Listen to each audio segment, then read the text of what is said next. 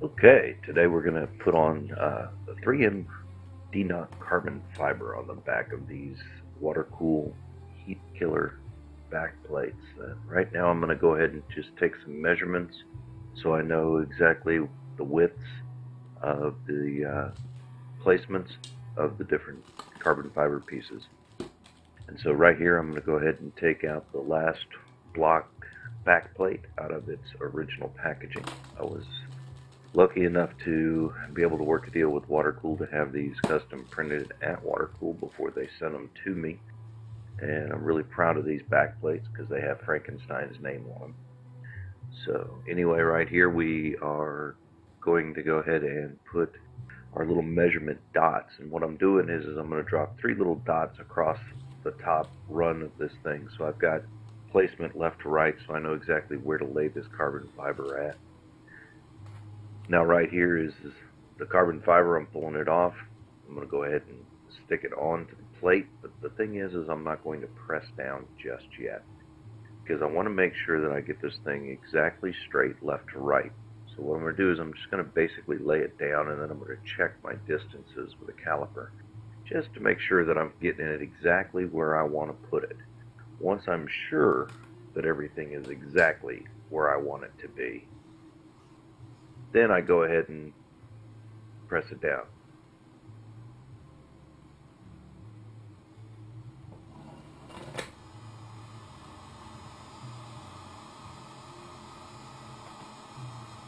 Then heating up the DNOC allows it to soften a little bit.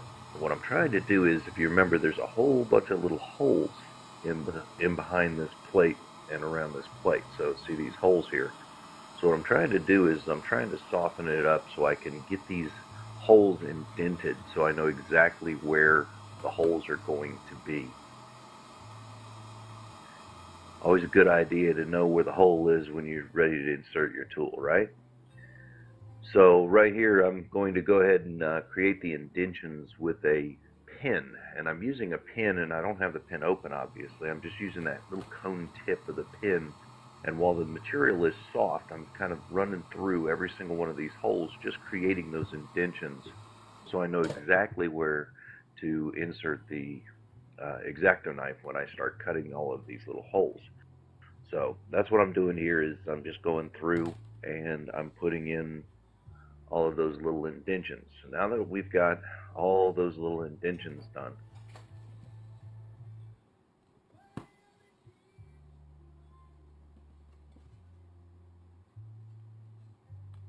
this is a long little process to just go through and cut every single one of those little tiny holes out that we just sat there and created all of the little indentions for. As you can see, I've cut out and edited a lot of time on this video because, I mean, you don't want to sit here and watch the grass grow. Uh, it's kind of boring to sit there and watch cutting out each one of those little holes, but I did show that there is a lot of these little holes to be cut out. You can see all the little drops in the back there of all the little holes that I've cut out. I mean, that's a ton of work to go through from end to end, but it's worth it in the end. I really think so. I think these plates turned out really nice. So once I got all the holes cut out, I'm taking a clean, dry toothbrush and I'm trying to scrub out any of the little tiny particles that kind of might be sticking still inside of it because there's little tiny pieces. So once I got all that all cleaned out, it's time to take the Dremel. And I have this, it's a sanding stone and it's kind of at a cone shape. And it's a real fine stone. And I used it to just kind of touch these holes because even with a razor, there's a lot of little tiny particles in the sides around these holes. This Dremel just kind of adds that little finishing touch to it, adds finishing cleaning up those holes, and you know it really makes the plate stand out against that dark fiber too, because you can start to see a little bit of silver around each one of those holes as well. Looks pretty good, but there's a lot of cleaning involved because you're always wanting to make sure that these plates are clean. That carbon fiber does like to have a clean surface to attach itself to. So, as you can see, I do clean this thing quite a lot. The oils on your fingers and that kind of thing needs to make sure that it's not on the material that you're sticking that 3M DNOC fiber down on. So once I've got that taken care of, what I'm going to do is I'm going to look and measure from the top of the top hole to the top of the black of the carbon fiber, and then I'm going to measure from the bottom of the bottom hole to the bottom of the DNOC, and then I'm going to cut it straight across. The reason why I didn't cut it exact to begin with is because during the whole heating and hole cutting process, this whole thing could have shrunk, expanded, etc. So I wanted to keep it exact. So I always cut it a little bit thick first, do the holes, and then trim it off at the end, so I know that everything is exact and it's the exact distances top to bottom on both ends.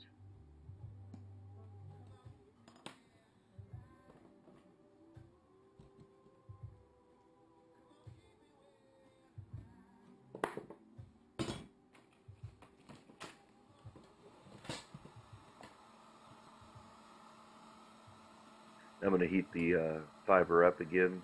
Now this stuff is great because as you get it hot, now you got to kind of get it warm to bend it around corners and form it and everything else. So there's going to be times when it's going to get pretty hot, but this stuff is great because you can bend it, you can form it, and I was trying to get it around the corners there.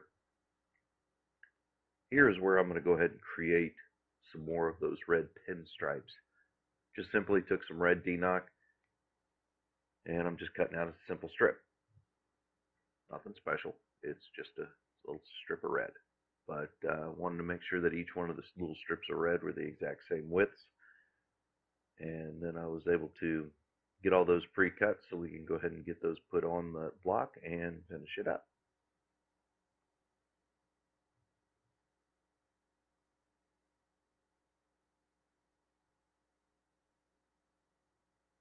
I'm going to need to get the block that needs it though. There we go. I was measuring from the other block what the widths of the red strips were going to be. So put that aside, and again, once again, you got to clean it. Got to keep those finger oils off of the plate. Give it a nice clean surface to adhere to. And again, I'm not going to press this thing down first. I'm going to lay it down, make sure I've got all of my distances from left to right correct between the red DNOC and the black DNOC, because I've got a little bit of silver that shows through. So anyway, once I've got them all laid down and I know that they're exactly where I want to be, then I can start pressing on it and getting it to set where I want it to stay. I cut them a little bit long so I can go ahead and trim them off down here at the ends.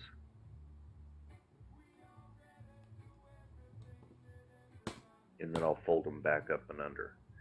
Now the thing is I also was able to grab some of my red electrical tape, and it's got some really good adhesive on it, and I like to just stick just a little tiny strip of that in the back just as reinforcement to make sure that those little tiny ends don't unfold from going around the edge. So I stuck just a little tiny bit of red tape back there, and then again it's all clean, and now we are ready for a photo shoot. It is done.